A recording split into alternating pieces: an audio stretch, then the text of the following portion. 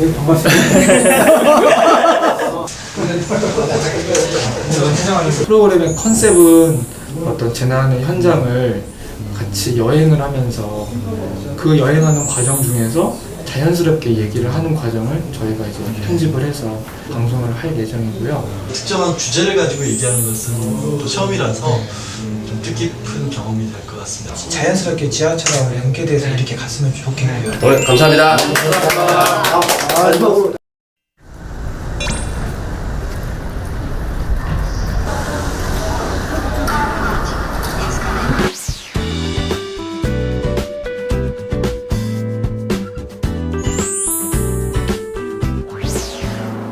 안녕하세요. 안전지대 진행을 맡은 변호사 양지열입니다.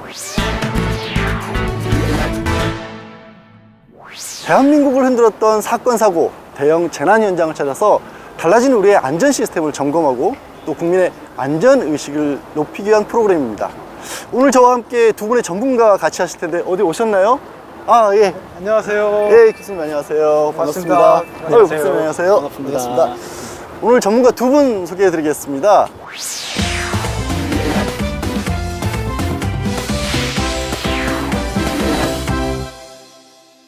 오늘 두 분이 대구도 잘 아시고 하니까 믿고 저는 따라다니겠습니다. 네, 그럼 오늘 안전지대 출발해 볼까요? 출발할까요?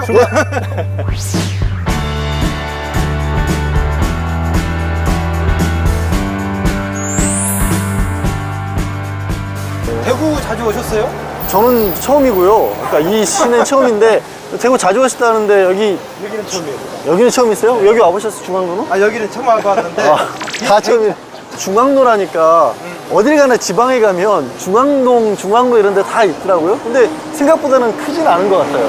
사실은 저희 오늘 대구 오는 데 중에 가장 중요한 데가 2003년도에 굉장히 안타까운 사고가 있었지 않습니까? 그 사고에 관해서 좀 볼 수 있는 곳이 있다고 해서 사실 중앙로를 찾은 거거든요. 여기가 중앙로네요. 네, 중앙로 지하철역 안에 추모 공간이 마련되어 있다고 합니다. 네. 그곳에 가셔서 그날 사고에 대해서 한번 좀 알아봐 볼까 합니다. 네. 들어가시죠. 네.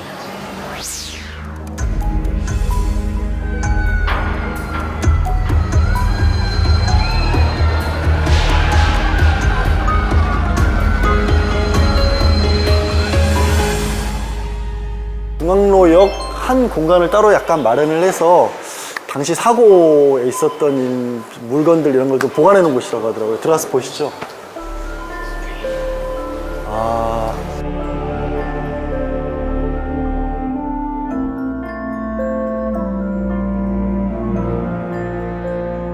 그게 벌써 2003년 일이잖아요. 그래서 방송 보시는 분들 중에 무슨 일이었는지 기억이 좀 희미하셨던 분들이 계실 것 같아요. 그때 무슨 일이 있었는지 간략하게만 좀 말씀해 주실래요, 교수님께서?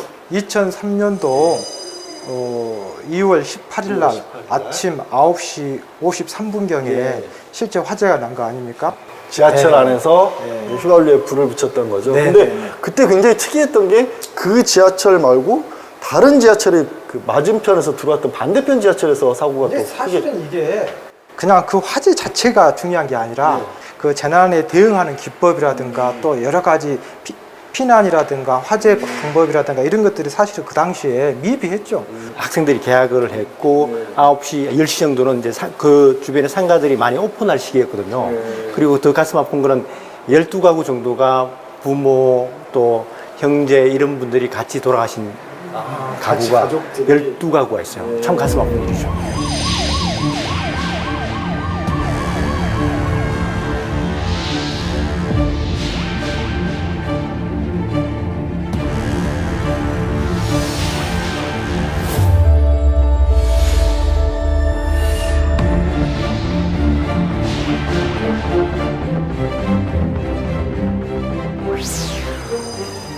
이게 다 막 높고 그랬네요. 어떤 거는 열이 워낙 높으니까.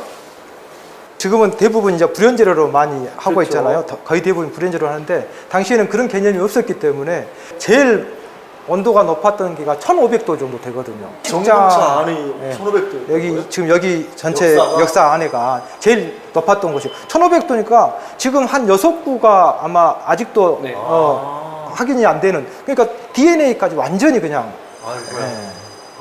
그리고 이제 대구 지하철 참사도 그렇고 다른 화재도 그렇지만은 화재로 불 때문에 그 사망자가 많이 발생하는 것보다는 가스죠. 그렇죠.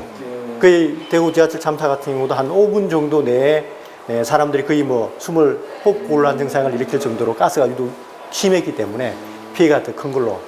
1079호에서 불이 났었는데 1080호가 들어왔을 때는 이미 그 안이 꽉 차서 연기를 안 보일 정도로까지 가스가 찼다고 그러니까 그랬죠. 지금 192명의 사망자 중에 대부분이 1080호잖아요. 1080호가 들어가서 기관사가 보니까 이미 화재가 나 있고 그래서 1079호에 연락을 쳤더니 1079호에서 연락을 안 받은 거죠. 그러니까 본부에다 전화를 했더니 전화를 안 받으니까 상황 파악이 안 되는 거죠. 1080호가 우왕좌왕 하다가 화재가 너무 심해지니까 안 되겠다 하고 본인이 마스터키를 가지고 잠근 상태에서 탈출해버린 거죠. 그러니까 진짜 이해가 안 가는 게 저는 아니 여기서 불이 나서 기관차가 불타고 있는데 다른 데서 반대편에서 기관차가 들어왔으면 지나가 버리면 그만일 거 아니에요. 그런데 이제 그 당시에는 이런 대형 참사가 없었기 때문에 그걸 몰랐던 거죠. 그 당시 매뉴얼도 그게 준비가 안 돼 있는 거죠. 아니 근데 그것 때문에 다 승객들은 못 빠져나가는 그렇죠. 거예요. 그러니까 마스터키를 빼면은 모든 문이 자동으로 잠기게 돼 있는데 그 당시에는 모든 사람이 거기까지밖에 인식을 못했던 거죠. 192명의 망자들이 진정 원하는 게 뭐라고 생각하세요? 잊지 않고 다시는 이런 일이 발생하지 않는 그렇습니다. 그러니까 우리 대구 250만 대구 시민뿐만이 아니라 5천만 국민이 이런 것을 기억하고 다시는 이런 일이 생기지 않도록 소일고 예안가는 확실히 고쳐줘야 되는 거죠. 그런 가스 막 나면 많이 들었던 게 이게 일단 낮춰서 뭐 연기를 이렇게 호흡을 막을 수 있고 이렇게 바닥으로 이렇게 나가라고 하는데 그렇게 나가면 되는 거예요? 그거는 불가능해요. 할 수 있다고 생각하는데 사람이 당황을 하면은 할 수 있는 것도 못해요. 화재가 발생했다. 자연스럽게 몸이 반사적으로 움직여야 되는 거예요. 근데 일반인들이 한두 번 해가지고 된다? 그건 불가능해요. 그 마치 우리 축구 경기 그냥 보고 있는 거랑 똑같은 거예요. 우리 프리미어리그 우리 변호사님 많이 보고 계시면 축구 잘하는 거 아니잖아요. 메시 되는 거 아니잖아요. 재난은 에듀케이션, 즉 교육이 아니라 훈련, 트레이닝이 돼요. 스포츠 선수처럼 끊임없이 반복해서 자동적으로 훈련이 필요하고 훈련이라는 게 교육 머리로 하는 게 아니라 몸으로 해야 되고 전문 요원들은 현장에 감을 익히게 해야 돼요. 항상 전문 요원들이 있어요. 그러니까 1080호 같은 경우에 결국은 나중에는 어떻게 탈출한 거냐면 그 금호역의 역장인 권 선생님이 사실은 나중에 본인이 이제 미리 준비를 했던 거죠. 그 밑에 어디가 있는지 알고 코크를 알고 위치를 알고 해서 눌러서 나중에는 오픈시켜서 많은 시민들을 생존을 시켜준 거거든요. 그런 거였죠. 그러니까 승객 중에 한 분이 우연히 역장이 계셔서 그분은 그거를 찾을 수가 있어요. 그러니까 그분이 이제 객실 경험하고 총 14년 정도의 노하우가 있기 때문에 사전에 그 상황이 이러니까 비상코크를 열어야 되겠다. 문을 열어놓고 미리 스탠바이 하고 있었던 거예요. 그런 다음에 상황이 악화되니까 문을 열고 대피를 같이 한 거죠. 그러니까 그런 분 정도가 계셨으니까 그나마 조금 덜어졌던 그런 당연히 그렇죠. 네.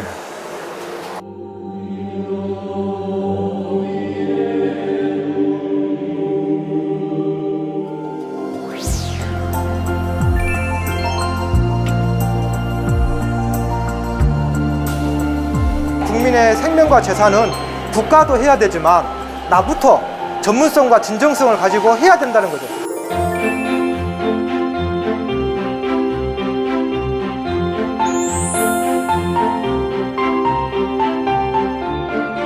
안전에 대한 의식이나 인식이나 철학이 좀 바뀌어져야 된다고 저는 생각하거든요. 국가뿐만이 아니라 우리 국민들도 적극적으로 하는 대리, 그래야 천재지변이 인재로 더 커지는 걸 막을 수 있을 것 같습니다.